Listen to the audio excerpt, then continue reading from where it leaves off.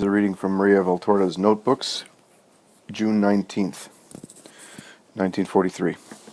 Jesus says, "Some days ago, Father Miguridi, wrote that he was perplexed about the true source of the spiritual scourge, for a kingdom divided within itself is no longer a kingdom. I will show Father that this can be, for the division is purely apparent. Lucifer, in his manifestations, has always sought to imitate God. Just as God has given every nation its protecting angel, Lucifer has given it its demon.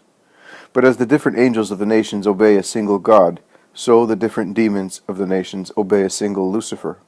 The order given by Lucifer in the present episode to the different demons is not different according to the country. It is a single order for all, by which one understands that the kingdom of Satan is not divided, and thus endures. This order may be enunciated as follows: sow horror, despair, and errors, so that peoples will separate themselves from God, cursing him.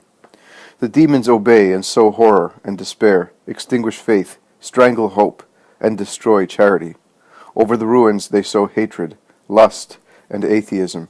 They sow hell, and they succeed, for they find the ground already favorable.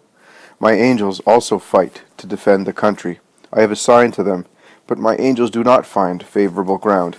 Hence, they are left in a losing position with respect to the enemies of hell. To win, my angels should be helped by souls living in and for good.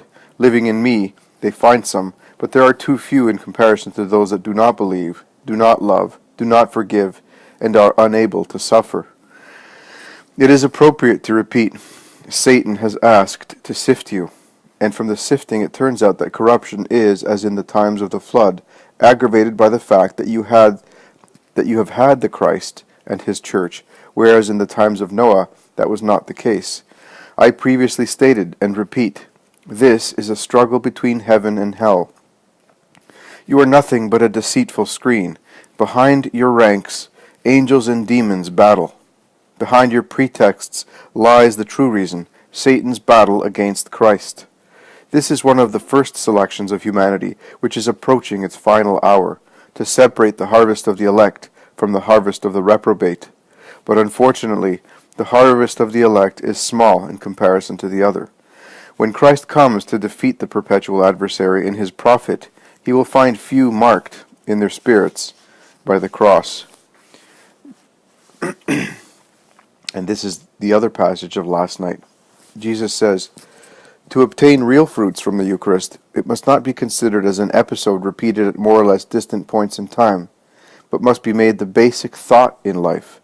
To live thinking of me as Eucharist, who hasten to come or have come into you, making the encounter a continuous present which lasts as long as your lives, not to separate oneself in spirit from me, to act in the ray issuing forth from the Eucharist, never to go outside its orbit, like planets revolving around the sun, and living by its splendor. Here, too, I propose Mary as a model for you.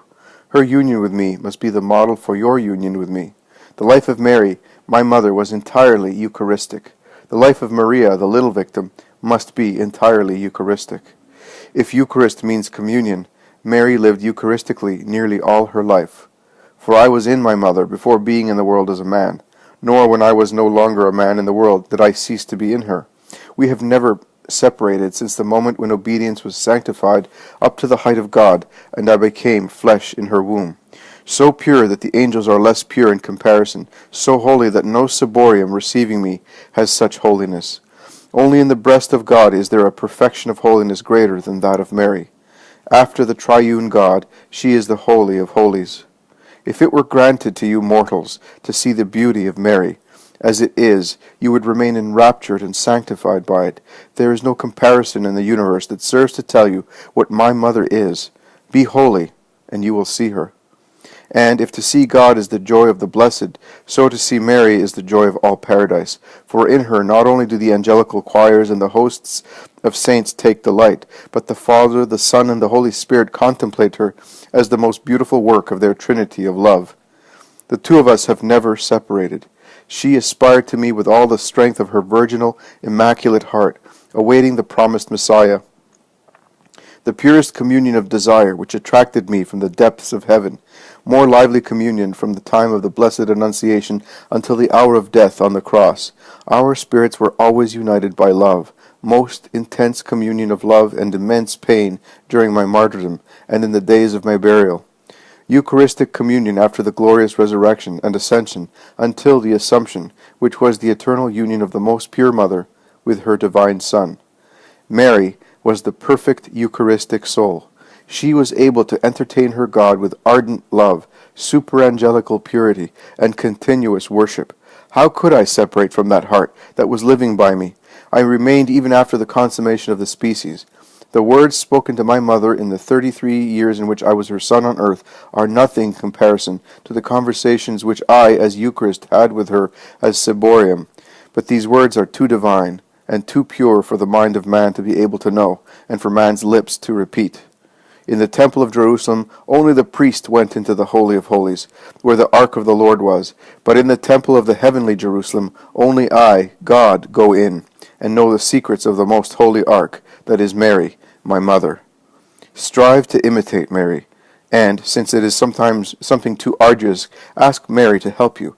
What is impossible for man is possible for God. Extremely possible, moreover, if asked for in Mary, with Mary, and through Mary.